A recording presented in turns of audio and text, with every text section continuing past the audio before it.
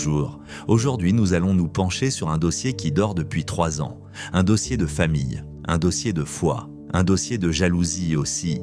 Mais pas cette jalousie ordinaire, un peu mesquine, presque banale, qui s'invite parfois entre 2 regards, entre 2 compliments mal distribués, entre 2 places à table. Non, celle dont il est question ici est plus ancienne, plus enfouie. Elle s'est formée lentement, couche après couche, dans le silence d'une maison respectable.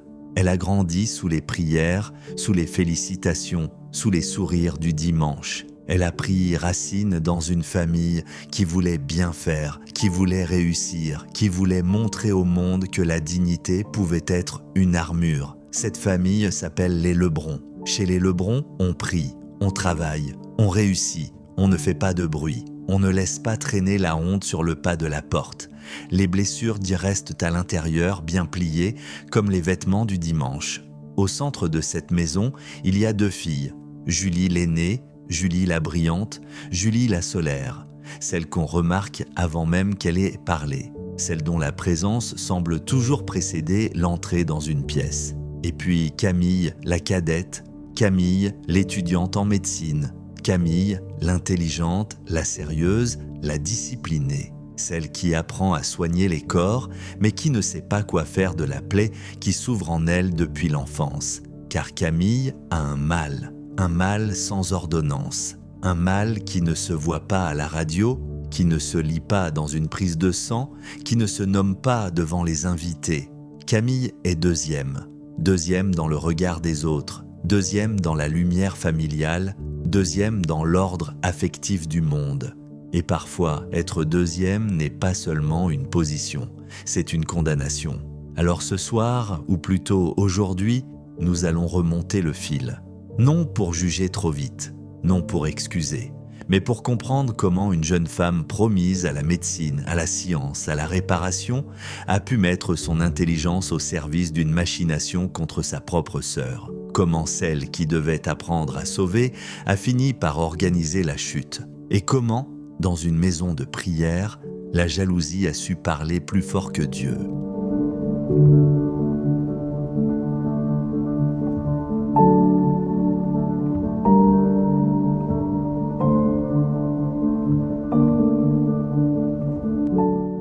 On ne naît pas forcément jaloux, on le devient parfois par accumulation, un mot oublié ici. Une comparaison maladroite là, un regard un peu plus long pour l'une, un sourire un peu plus large pour l'autre. Rien qui, pris séparément, suffise à faire un drame. Mais les drames, justement, se construisent souvent avec de toutes petites choses. Chez les Lebrun, Julie arrive la première enfant, la première fierté, la première victoire sur les inquiétudes de la vie. Elle est née avec cette place que personne ne peut lui reprendre, celle de l'origine. Julie grandit vite, elle parle bien, elle apprend vite, elle comprend les codes. À l'église, elle sait quand se lever, quand chanter, quand baisser les yeux. À l'école, elle rapporte les bonnes notes. Dans les réunions de famille, elle sait dire ce qu'il faut, avec cette aisance qui rassure les adultes et irrite les enfants moins visibles. Les parents n'ont peut-être jamais dit « Julie est notre préférée ». Il n'est même pas certain qu'il l'ait de penser ainsi. Mais les enfants ne lisent pas seulement les mots, ils lisent les gestes, ils lisent les silences, ils lisent la durée d'un regard, la chaleur d'une voix, l'empressement d'une main posée sur une épaule. Et Camille, très tôt, apprend à lire. Elle lit que Julie brille, elle lit que Julie plaît, elle lit que Julie a ce don terrible, obtenir sans demander. Camille, elle, doit mériter. Alors elle travaille. Elle se tient droite. Elle devient sérieuse, peut-être trop sérieuse. Elle choisit la médecine, ou peut-être la médecine la choisit-elle comme promesse de réparation. Dans une famille où la réussite est presque une prière exaucée, devenir médecin, c'est atteindre un sommet. C'est entrer dans le monde de ceux qui savent, ceux qui portent de la blouse, ceux qui comprennent les corps, les douleurs, les urgences. Mais même là, même dans cet effort admirable, quelque chose résiste. Julie n'a pas besoin d'être médecin pour être admirée. Et c'est insupportable, car Camille ne veut pas seulement réussir. Elle veut être vue, elle veut être reconnue dans sa singularité. Elle veut qu'un jour, Dans la maison des Lebrun, on cesse de parler d'elle comme de la sœur de Julie, la sœur de. Formule minuscule, mais poison lent. La sœur de Julie, la cadette de Julie, celle qui suit, celle qui vient après. Et dans ce « après », toute une vie peut se courber. On imagine Camille dans sa chambre les soirs d'études. Les livres ouverts, les fiches, les schémas anatomiques, les noms latins. Elle apprend les os, les nerfs, les muscles, les organes. Elle sait situer la rate, le foie, le cœur. Mais elle ne sait pas localiser exactement l'endroit où l'humiliation s'est logée. Elle sait pourtant qu'elle est là, quelque part entre la fierté et la honte, entre l'amour qu'elle porte encore à sa sœur et cette impatience obscure de la voir tomber. Voilà le premier étage du drame. Il ne se passe presque rien, et pourtant tout commence.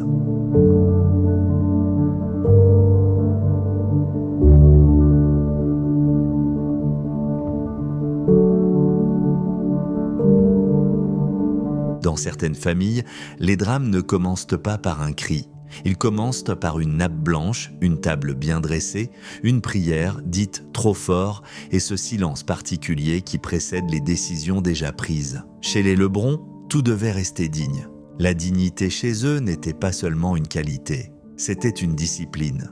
On ne pleurait pas trop longtemps, on ne se plaignait pas devant les voisins, on ne disait pas ses envies, ses frustrations, ses manques. On les rangeait quelque part, bien au fond, dans une petite pièce intérieure dont personne ne possédait la clé. Camille, elle, avait appris très tôt à vivre dans cette pièce. Julie occupait le salon.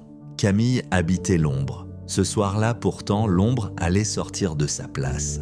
La famille s'était réunie pour ce qu'on appelait, avec beaucoup de pudeur, une bénédiction. Un moment de foi, disait-on. Un moment de transmission, ajoutait la mère. Une soirée simple, répétait le père, mais il avait fait cirer ses chaussures 2 fois. Rien n'était simple. Le jeune homme devait venir. Il s'appelait Adrien.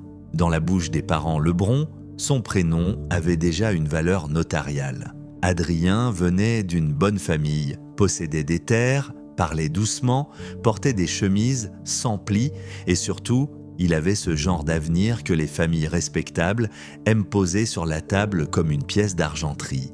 On disait qu'il cherchait une épouse. On disait aussi qu'il regardait Julie. Camille avait entendu cette phrase 3 jours plus tôt, derrière une porte entr'ouverte. Sa mère avait murmuré « Il serait parfait pour Julie. Pas pour l'une des filles, pas pour celle qui le choisirait, pour Julie. Encore Julie, toujours Julie. Dans les familles pieuses, la jalousie est un péché que l'on confesse à demi-voix. Mais personne ne se demande jamais ce que devient un péché quand on le nourrit pendant 20 ans. Ce soir-là, Camille ne dit rien. Elle aida à disposer les verres. Elle posa les couverts avec précision. Elle sourit aux invités. Elle portait une robe sobre, presque sévère, comme si elle avait décidé d'effacer d'avance tout ce qui aurait pu attirer le regard. Julie, elle, entra plus tard. Et comme toujours, il y eut un léger mouvement dans la pièce. Ce n'était pas spectaculaire, ce n'était pas théâtral, c'était pire, naturel. Les regards se tournaient vers elle comme les plantes vers la lumière. Adrien se leva, il lui sourit. Camille vit ce sourire. Et dans ce sourire, elle crut reconnaître toute son enfance. La prière commença. Le père remercia Dieu pour la famille, pour la santé, pour les rencontres providentielles. La mère ferma les yeux avec une ferveur impeccable. Julie baissa la tête, belle même dans l'humilité. Adrien joignit les mains.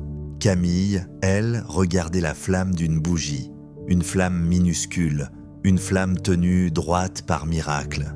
Et elle pensa, on demande toujours aux femmes de brûler proprement. Après la prière, vint ce que la mère appelait l'offrande. Chacun devait formuler devant les autres une intention, une promesse, un engagement. Julie parla d'amour, de patience, de famille. Adrien parla de confiance. Puis, maladroitement, peut-être, sincèrement, sûrement, il posa sa main sur celle de Julie. Le geste dura une seconde, une seule. Mais il y a des secondes qui ouvrent des gouffres. Camille sentit quelque chose se déplacer en elle. Non pas une colère vive, rouge, bruyante, plutôt une matière froide, ancienne, qui venait de trouver sa forme. Elle comprit ce soir-là que la jalousie n'est pas seulement le désir de posséder ce qu'un autre possède. c'est parfois le désir plus terrible d'arracher au monde la preuve que l'on n'a jamais comptée. Quand vint son tour, Camille leva les yeux, elle sourit, un sourire calme, presque doux. Elle dit « Je demande simplement que chacun reçoive ce qu'il mérite ». Personne ne releva la phrase, personne sauf Adrien. Il la regarda une fraction de seconde, et Camille, pour la première fois de la soirée, eut l'impression d'exister.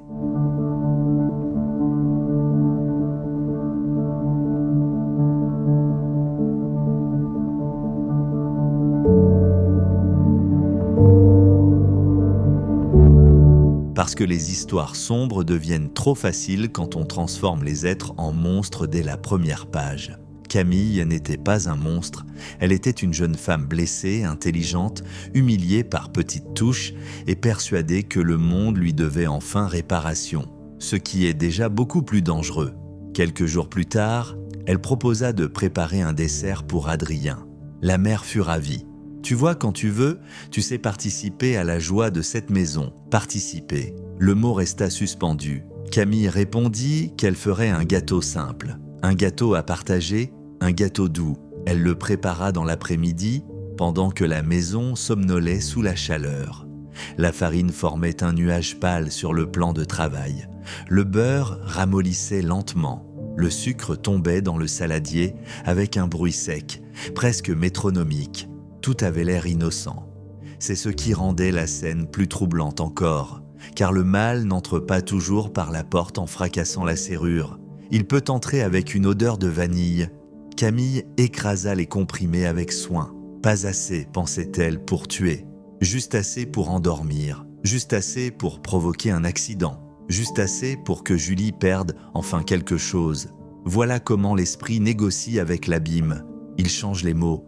Ce n'est pas une agression, c'est une leçon. Ce n'est pas un crime, c'est un rééquilibrage. Ce n'est pas de la haine, c'est de la justice.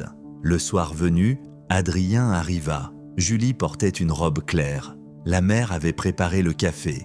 Le père racontait une anecdote ancienne, probablement déjà racontée 20 fois, mais dans les familles, les anecdotes vieillissent parfois mieux que la tendresse. Camille servit les parts. Elle donna à Adrien celle qu'elle avait marquée d'une légère entaille sur le bord, un signe presque invisible, un secret minuscule. Adrien la remercia. Il mangea. Julie rit. La mère parla du mariage d'une cousine. Le père évoqua la Providence, et Camille observa. Au début, rien.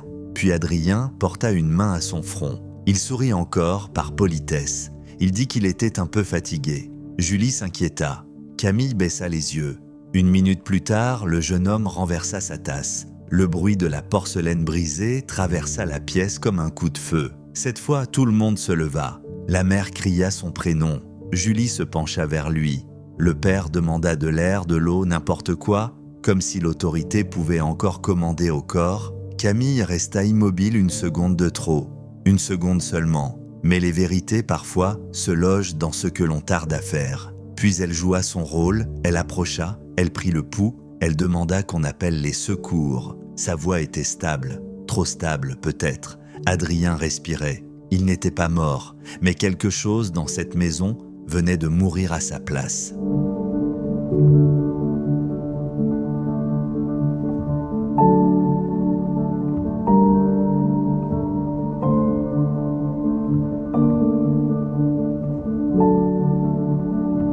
Après l'incident, la famille Lebron fit ce qu'elle savait faire le mieux. Elle organisa le silence. On parla d'un malaise, d'une fatigue, d'une chute de tension. On remercia Dieu que le pire ait été évité. On demanda à chacun de ne pas dramatiser. C'est étrange, cette manière qu'ont certaines familles de confondre la paix avec le couvercle. Adrien fut emmené, il survécut. Les médecins parlèrent d'une substance sédative retrouvée dans son organisme. Rien d'assez évident pour désigner immédiatement une main coupable, mais assez pour faire entrer le soupçon dans la maison. Et le soupçon, lui, ne repart jamais par où il est venu. Julie fut la première à comprendre, pas par preuve, par instinct. Elle connaissait sa sœur mieux qu'elle ne voulait l'admettre. Elle connaissait ses silences, ses sourires retenus, cette façon de paraître absente quand, en réalité, elle enregistrait tout. Le lendemain, Julie entra dans la chambre de Camille. La porte resta entr'ouverte. Dans le couloir, la maison écoutait. « Pourquoi ?» demanda Julie. Camille ne répondit pas. Julie répéta « Pourquoi lui ?» Et là, quelque chose se brisa. Camille se leva lentement. Elle regarda sa sœur comme on regarde une photographie trop longtemps accrochée au mur. « Tu crois vraiment que c'est lui le sujet ?» Julie ne comprit pas tout de suite. Ou peut-être comprit-elle trop bien. Camille continua. « Tu as toujours tout eu, même quand tu ne demandais rien. C'est ça le plus insupportable. Tu n'avais même pas besoin de tendre la main. On déposait les choses devant toi. » Julie murmura qu'elle n'avait jamais voulu lui prendre quoi que ce soit. Camille sourit. C'est encore pire. Dans ce genre de phrase, il y a parfois toute une vie. Julie pleurait maintenant. Non pas seulement pour Adrien, mais pour l'enfance qu'elle découvrait sous un autre éclairage. Elle avait cru à une rivalité ordinaire, une jalousie de sœur, une petite amertume domestique comme il en existe dans toutes les familles. Elle découvrait un paysage intérieur ravagé. Camille, elle, semblait presque soulagée. Enfin, les mots sortaient. Enfin, elle n'avait plus à jouer la cadette raisonnable, la fille discrète, l'étudiante sérieuse, la sœur disponible. Elle pouvait déposer sur la table ce qu'elle avait conservé dans l'ombre, les compliments jamais reçus, les anniversaires comparés, les phrases assassines prononcées avec le sourire, les sacrifices qu'on exige d'un enfant en lui expliquant que c'est pour son bien. Le père entra, puis la mère, et soudain, ce ne fut plus une chambre, ce fut un tribunal. Mais le plus terrible dans cette affaire, c'est que chacun avait une part du dossier. Camille avait franchi la ligne. Julie avait vécu sans voir, les parents avaient aimé en comparant, et Adrien, au fond, n'avait été qu'un révélateur. Dans les vieux procédés photographiques, on plonge l'image dans un bain pour faire apparaître ce qui était déjà là. Adrien fut ce bain-là. La jalousie existait avant lui, il ne l'avait pas créée, il l'avait rendue visible.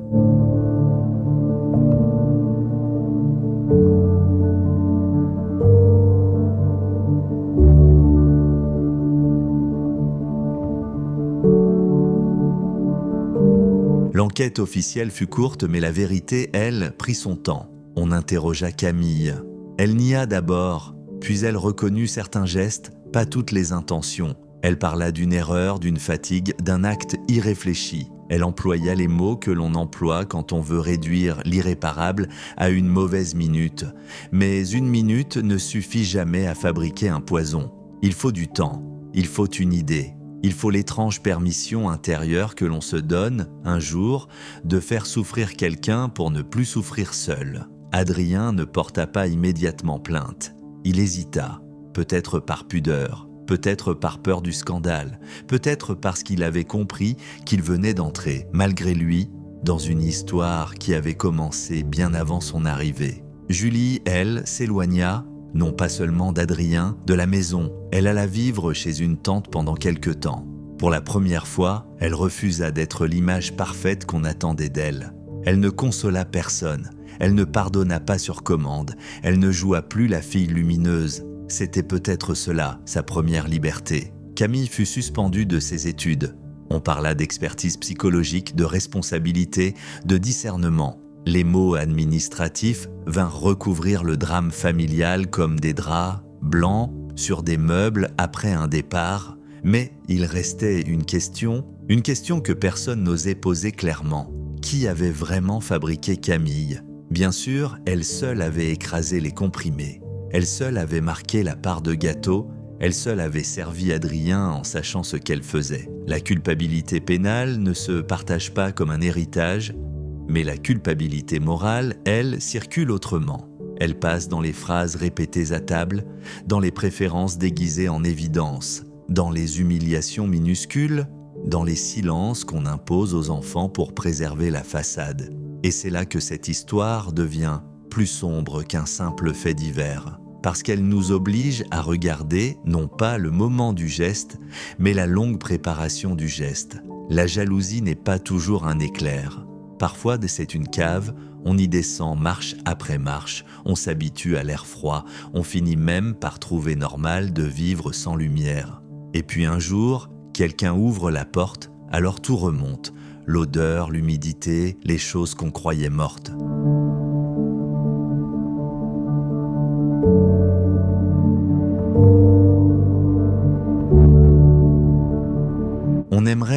terminer cette histoire proprement, avec un coupable, une victime, une morale bien rangée et cette satisfaction un peu confortable de ceux qui pensent « cela ne nous concerne pas ». Mais les histoires humaines sont rarement propres, elles débordent, elles laissent des traces, elles nous regardent plus longtemps que nous ne les regardons. Camille a commis l'acte, Julie en a porté le choc, Adrien en a subi le corps, les parents en ont découvert la racine. Et nous, que faisons-nous de cette racine? La jalousie est souvent moquée, réduite à une faiblesse, à un caprice, à une petite laideur de l'âme. Mais dans certaines existences, elle devient une langue, une manière de dire « je n'ai pas été vu, je n'ai pas été choisi, je n'ai pas été aimé comme j'en avais besoin ». Cela n'excuse rien, mais cela explique quelque chose. Et parfois, comprendre fait plus peur que condamner. Car condamner met l'histoire à distance. Comprendre nous rapproche du bord. Alors, avant de refermer ce dossier, il reste 2 questions. À partir de quel moment une blessure intime devient-elle dangereuse pour les autres?